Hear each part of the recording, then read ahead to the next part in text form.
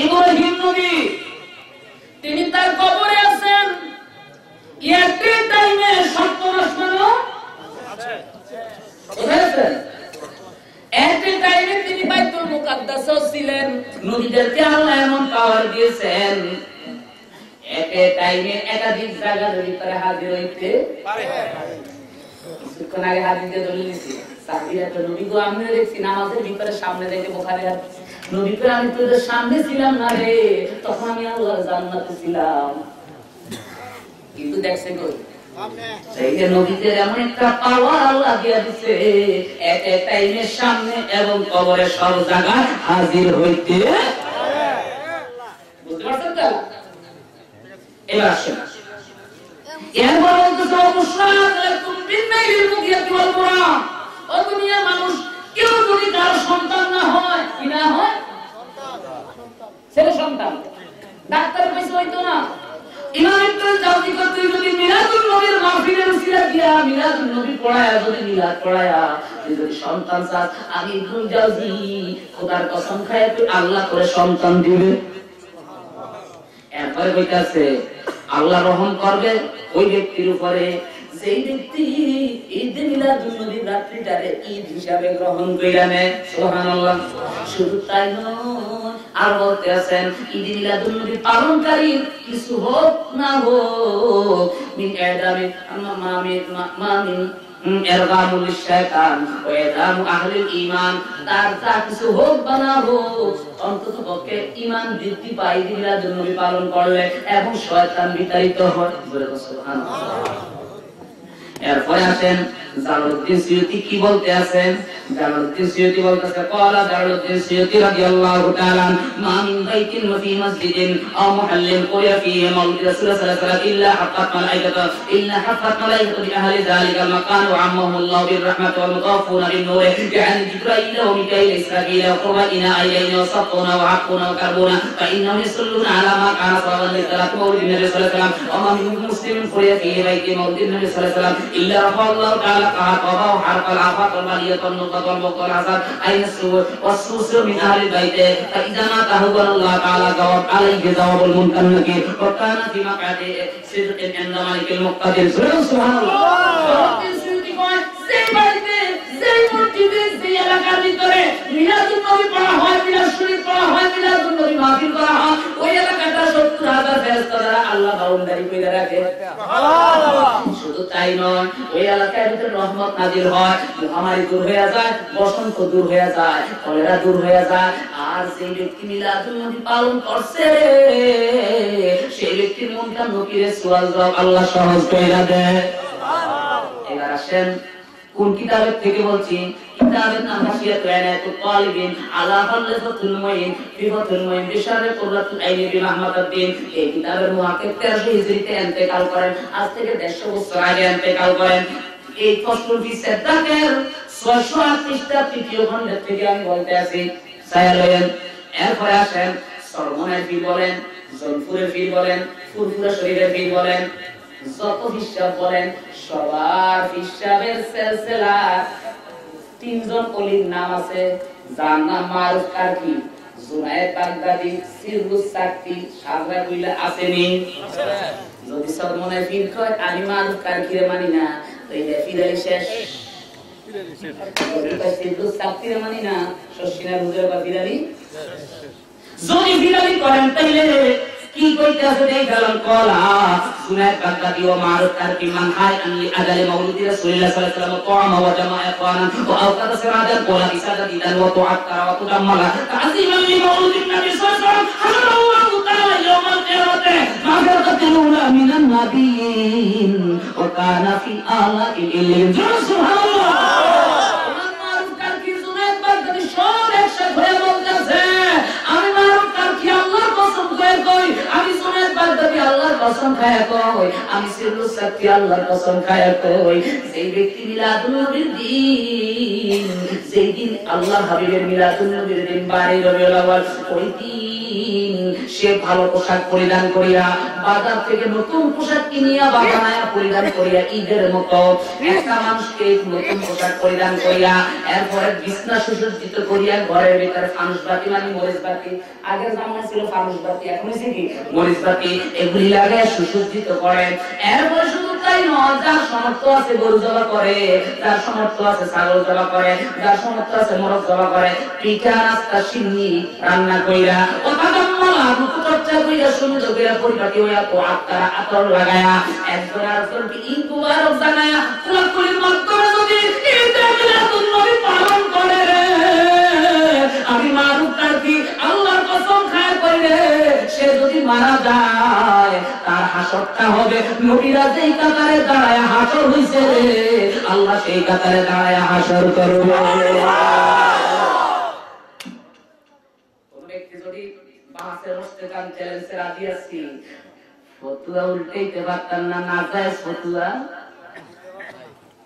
শুধু এবারও দিতে করতে পারতেন না।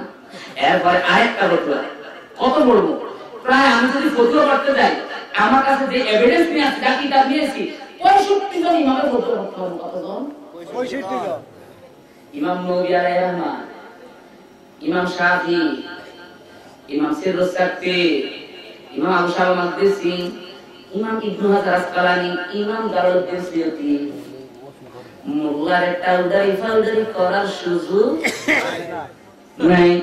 এবার আসেন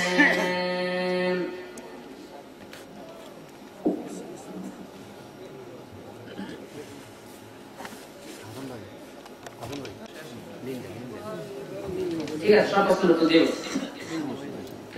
হ্যাঁ, শেষ করতেছি। এবার আসেন এই কিতাবটা আমার বাবারা আর একটা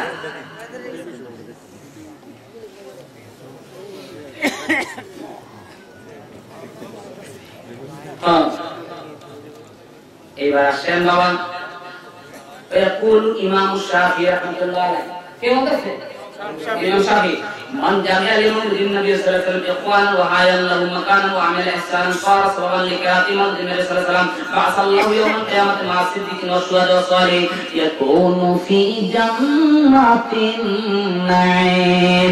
যে ব্যক্তি মিলাদুন নবীর মাহফিলে হাজির হয়, যে ব্যক্তি মিলাদুন নবী ঈদের মতো উদযাপন করে, ঈদ হিসেবে যে গ্রহণ করে রে, সেই ব্যক্তি যদি মারা যায় আল্লাহ সিদ্দিকিন শুহাদার সাথে তার হাসর করবে।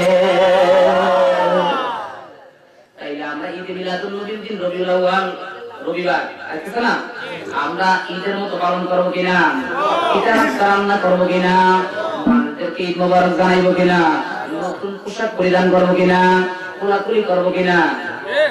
আলহামদুলিল্লাহ। এই পাশে প্রশ্নের উত্তর দিন।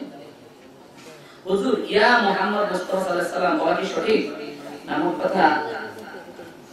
কথা সাল্লাল্লাহু আলাইহি সাল্লাম মানে সাল্লাল্লাহু আলাইহি সাল্লাম মানে জানতে চাই। আচ্ছা,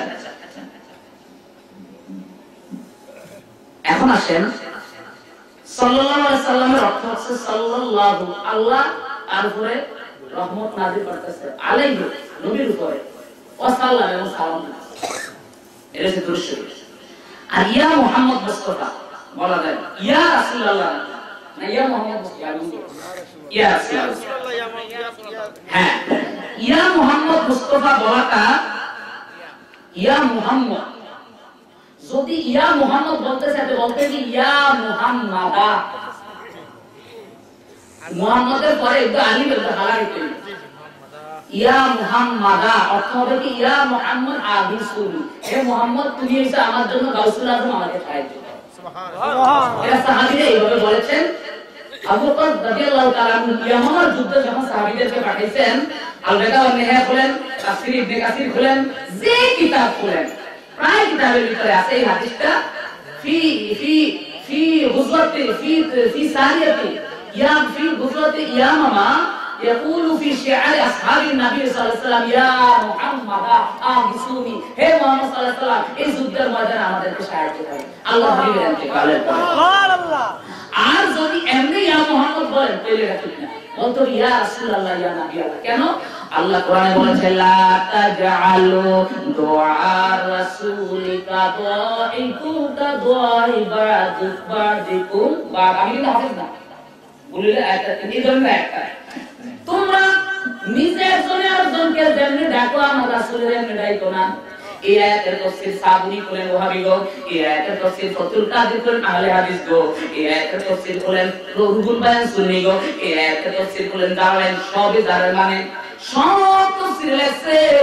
শুধু তাই নয়, ইবনে কাইয়ুম জুজিয়াল ওয়াহাবি তার দালাউল আকাম বলেছে লা তাকুল ইয়া মুহাম্মদ বাল ইয়াকুলু ইয়া রাসূলুল্লাহ ইয়া হাবিবাল্লাহ ইয়া নবিয়াল্লাহ। এবার আসেন শুধু তাই নয়, আরো হাদিস দলিল শুরু হয়ে যাক, দলিল শুরু হয়ে যাক। হাদাসানা হাসান ইবনে মাহাদিন রাওয়াত ঈসা ইবনে ইব্রাহিম قال ولد عبد الله في حياته ان كنا عند عبد الله بن عمر رضي الله عنهما فخبرت رجل قال رجل اذكر احب الناس اليك فقال يا رسول الله سبحان الله عبد الله بن عمر رضي الله تعالى عنه ভিতরে পায়ে তাওবা জিন্দি করছে জিন্দেগি করছে। হঠাৎ আব্দুল্লাহ ইবনে আব্বাস ডাক দিয়ে কয় ও আব্দুল্লাহ ইবনে উমর তুমি সবচেয়ে যে ব্যক্তিকে ভালোবাসো তার নাম স্মরণ করো, তোমার জিনজিনি চলে যাবে। তখন বলছেন ইয়া রাসূলুল্লাহ কইরা ডাক দেওয়া মাত্র তার পায়ের জিনজিনি চলে গেছে। এবার আসেন হুজুর সুন্নিরা জিকির করে ইয়া রাসূলুল্লাহ ইয়া হাবিবাল্লাহ, হুজুর এই জিকিরটা গায়ে আছে কিনা? এবার আসেন মুসলিম শরীফের হাদিস। কোন শরীফ? মুসলিম শরীফের হাদিস কিতাবুজ যাহদে ওয়ার রাক্ক, মুসলিম শরীফ কিতাবুজ যাহদে ওয়ার রাক্ক বাবুল হিজরা অধ্যায়ের ভিতরে মদিনা শরীফে হিজরত করছেন এই অধ্যায়ের ভিতরে লাম্মা কান নবী সাল্লাল্লাহু আলাইহি ওয়াসাল্লাম ফি মদিনাতে তাহারা সাইয়েদ রাজুল ওয়া নিসাউত আল-বুয়ুতি ওয়া তাহারা কিলমান ওয়া খাতাবু ফি তুরুকি ইয়ানাদুনা ইয়া মুহাম্মদ ইয়া রাসূলুল্লাহ ইয়া মুহাম্মদ ইয়া রাসূলুল্লাহ। ও দুনিয়ার মানুষের জাইনারা আল্লাহ হাবিব যখন মদিনা শরীফ গিয়ে পৌঁছলেন, মুসলিম শরীফের হাদিস সাহাবারা মহিলারা সব ছেলেরা নবীকে দেখার জন্য বিল্ডিং এর উপরে উঠে গেছেন। ফি তুরুকি মদিনায় মদিনার বিভিন্ন গলিতে নবী কোন দিক দিয়ে আইবো কোন রাস্তা দিয়ে আইবো তার বিভিন্ন গলিতে পার্থক্য দলে দলে হয়ে গেছেন। আর তারা মিছিল করতে লাগছেন ইয়া রাসূলুল্লাহ ইয়া হাবিবাল্লাহ ইয়া মুহাম্মদ ইয়া রাসূলুল্লাহ জিকির করছেন। কোন মাওলানা যদি বলতে চান স্টেজে আইয়েন, এবারটা পড়েন না যে কান্না মুসরায় দিল, যদি এবার পড়তে না পারেন বুঝতে পারছেন। আর বলে দিব ইয়া রাসূলুল্লাহ কারণে আর বলে আছে এই যে আছে লম্বা একটা হাদিস আছে রাসূল ইন্তেকালের পরে রাসূল শিখিয়ে দিয়েছে কোন বিপদে পড়লে কি করতে। এই আন উসমান ইবনে হুনাইন আন্না রাজুলান কানা ইয়াতাখাল্লাফ ইলা উসমান ইবনে আফফান রাদিয়াল্লাহু তাআলা ফি হাযা লাউ ফাকা উসমান লা ইয়ালতাফাত ইলাইহি ওয়া লা ইয়ানজুর ফি হাযাতি فقال উসমান ইবনে হুনাইন ফাকা ইলাইহি فقال له উসমান ইবনে হুনাইন ইতিল মিদা তাওয়াজ্জা সুম্মা ইতিল মাসজিদ ফাসাল্লি ফি রাকাতান قال اللهم اني اسالك واتوجه اليك بنبي الرحمه يا رسول الله إني أتوجه بك إلى ربك عز وجل فيقضي لي حاجتي سبحان الله। আল্লাহ হাবিবের এক সাহাবী চোখের ভিতরে অন্ধ হয়ে গেছে বা চোখ লইছে, চোখের রোগ হইছে। ইয়া রাসূলুল্লাহ আমি অন্ধ হয়ে গেছি, চোখে দেখি না, আমার চোখটা এখনই ভালো করে দেন। এই কথা বলা মাত্র আল্লাহ হাবিব কয় তুমি 2 রাকাত যায় নামাজ পড়ো, 2 রাকাত যায় নামাজ পড়িয়া তুমি বলো ইয়া রাসূলুল্লাহ ইন্নী আতাওয়াজ্জু ইলাইকা, নবী গো আমি আপনার দিকে মুতাওয়াজ্জু হইলাম, আপনি একটু বলেন আল্লাহ যেন আমার চোখটা ভালো করে দেয়। এটা বইলা আসতে দেরি উসমান ইবনে হুনাইন কইতাছে আল্লাহর কসম রে সুহাত্তা দাখালা আলাইহি রাজুল কান্না ওয়া লাম ইয়াকুন